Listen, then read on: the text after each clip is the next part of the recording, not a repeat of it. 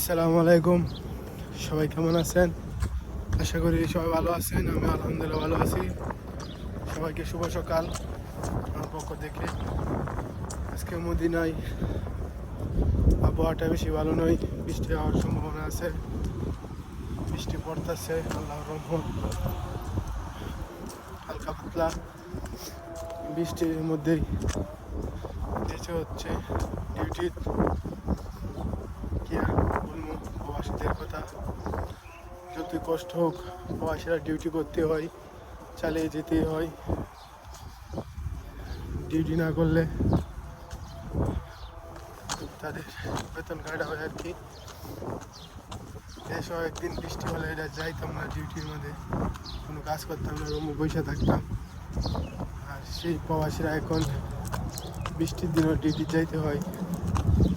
এটাই প্রবাস জীবন, কি আর বলবো। যারা প্রবাসে আসতে চান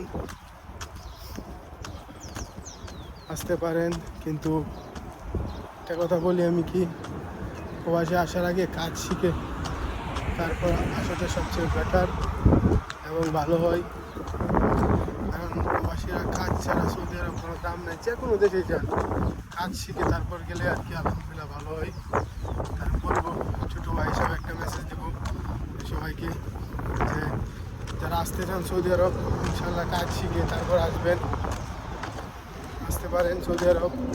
কিন্তু সর্বনিম্ন 600 টাকা বেতনে কেউ আসবেন না।